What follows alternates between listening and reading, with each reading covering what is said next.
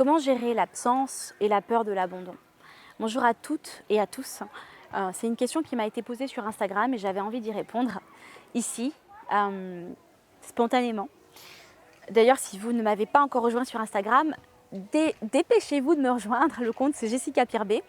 On a déjà une belle communauté qui est en train de se construire aussi de l'autre côté et ça me permet d'interagir beaucoup plus facilement avec vous, de vous poser des questions, de vous faire participer, d'être en interaction avec vous par message privé qu'on ne peut pas faire sur YouTube, de partager des choses quotidiennement que je ne fais pas, que je ne partage pas sur YouTube. Alors,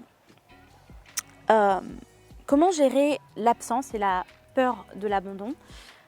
Vraiment, en fait, je vous avoue que la majorité des femmes en fait que j'accompagne et des hommes que j'accompagne, mais surtout les femmes que j'accompagne, en tout cas où je vois cette problématique-là, on a de nombreuses femmes qui souffrent de dépendance affective et qui est liée justement à des traumas qui peuvent être, qu'elles ont peut-être eu dans l'enfance ou une relation du coup au partenaire qu'elles ont eu avant ou une trahison ou des choses comme ça.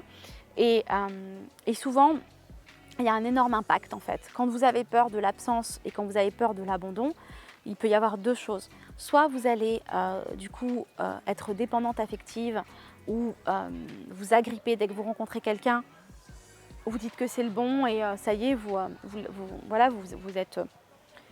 Vous le laissez pas partir, vous vous emménagez tout de suite avec lui, vous faites... moi j'ai des femmes qui ont fait un enfant rapidement, des femmes qui vivent rapidement chez l'autre, qui ont envie de savoir ce que l'autre fait tout le temps, même au début de la relation, qui vont pas pouvoir gérer en fait l'absence du partenaire parce qu'elles vivent aussi à travers ce partenaire. Et souvent ce que j'ai remarqué, c'est que chez les femmes que je coachais, l'amour qu'elles avaient pour elles-mêmes était beaucoup plus faible que l'amour qu'elles avaient pour leur partenaire. Et généralement, tout leur focus, quand on ne s'aime pas, on va mettre toute notre attention sur les autres. On va faire plaisir aux autres, on va donner aux autres, etc. Et on va tout donner à l'autre et du coup, on va s'oublier et ne plus exister. Et généralement, ça se passe aussi quand on a peur de l'abandon. Du coup, on a tellement peur que l'autre nous laisse qu'on va tout donner à l'autre, on va s'oublier pour que l'autre ne parte pas.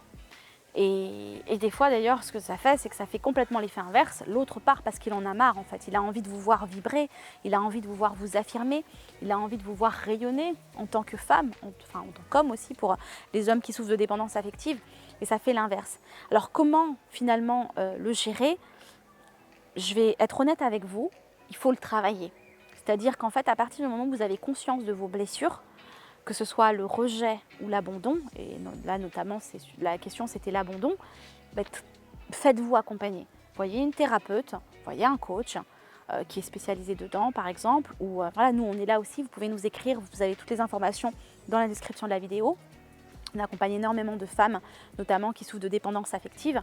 Vous avez du coup dans la description de la vidéo le mail, c'est contact@secretthérapie.fr. De toute façon, vous allez retrouver toutes les informations sur le site secretthérapie.fr. Et ce que j'avais vraiment envie de vous dire, c'est arrêtez les schémas aussi de répétition. On travaille beaucoup avec mon équipe sur les schémas de répétition et arrêter les schémas de répétition pour vivre des vies amoureuses aussi épanouissantes et observer, d'accord, dans votre vie amoureuse tout ce que vous avez répété. Qu'est-ce que vous répétez à chaque fois? Et pour arrêter les schémas de répétition, c'est vraiment d'avoir de la conscience sur ce que vous faites et pourquoi vous le faites et ensuite on débloque ça ensemble. Voilà, c'était une vidéo courte, mais j'espère qu'elle vous aura donné déjà des bribes de réponses.